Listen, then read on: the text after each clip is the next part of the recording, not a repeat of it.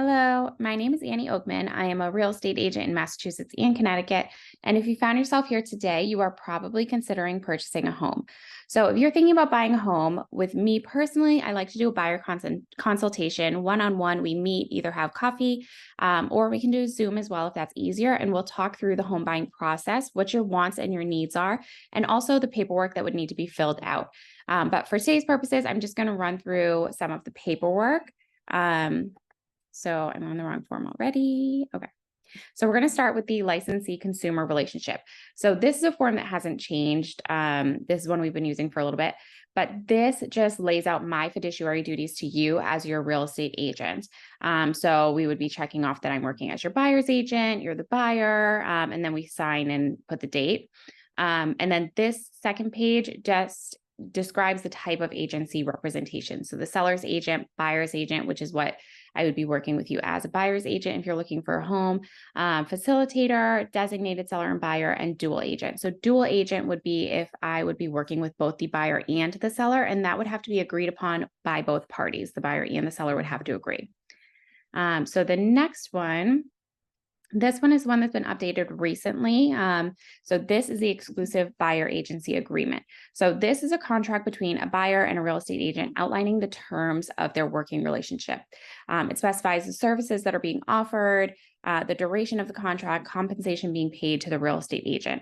So this is the new industry change that's been aimed at making things more clear for the consumers and more clear between the client and the agent relationships.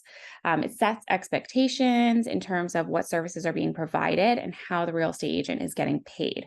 So this is kind of just a form where I would say you want to interview agents and like start interviewing agents if you're thinking about buying in the near future, and talk this through with them so that you know what you're getting into with that agent, what they provide, what's their resume, and how they're going to work for you. So this one, we'll just run through it quickly. This would be I, in your name, the buyer, and you're granting the real estate agent the exclusive right to locate or procure real property acceptable to the buyer. So this is just laying out you and me, the buyer, and the real estate agent. The term of this agreement shall be from this date to that date.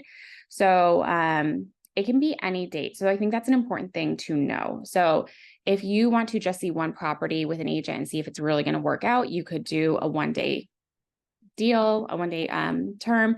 You could do a full week. You could do 30 days, see if it's going to work out with that agent, if things are working out well. Or you could do a 6-month if you've already worked with that agent and you're comfortable with them, or if you've met with them, if you've done the buyer consult and you're like, absolutely, this is the person I'm going to work with. You can do a 6-month, you can do a year, whatever you're comfortable with.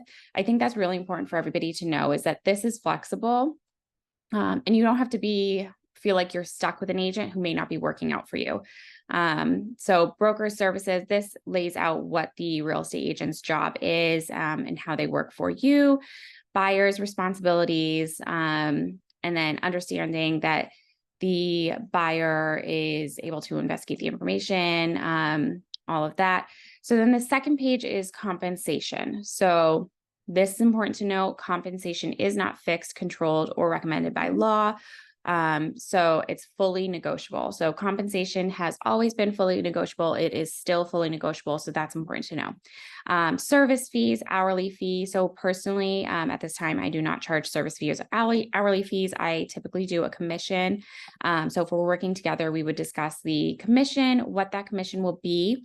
And then it would typically be a percentage of the net sales price equal to whatever that percentage is.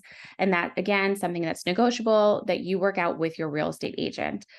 So this is laying out all of the commission discussions, and then, any other provisions, if there's any other notes that are going to go into this document.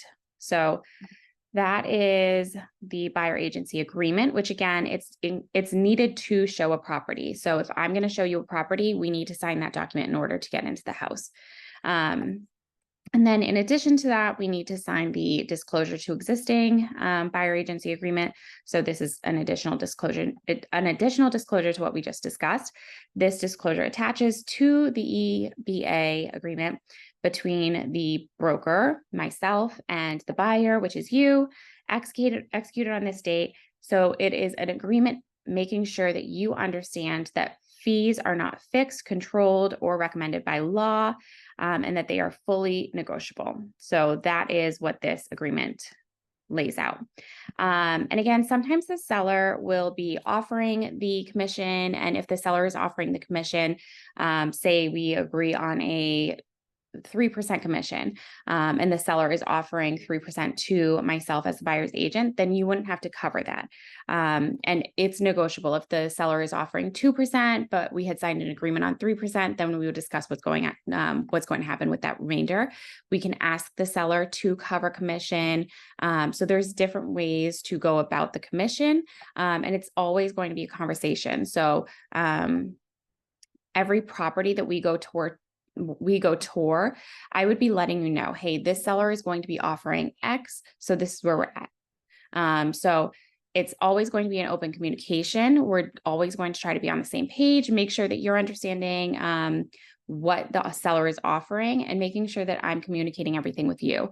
That's the important thing about a buyer agency agreement and buyers and brokers working together. I just want to make sure that I'm being transparent with you, that you're understanding, that I'm understanding your wants and needs, and that I'm working as best as I can for you. So if you have any questions on these documents, let me know, and I can set up a search for you if you're looking for properties. Let me know what it is you're looking for. We can set up a search and we can go from there. And then the next step as well, if you haven't already done so, would be to get a pre-approval from a lender. So if you need any lender recommendations, definitely let me know. I'm happy to share those with you. But a pre-approval from a lender will let us know where your budget is at, what you're comfortable spending, and we can go from there with our search. So if you'd like to set up a buyer consultation, the link is in my bio and in the comments, and I look forward to chatting with you.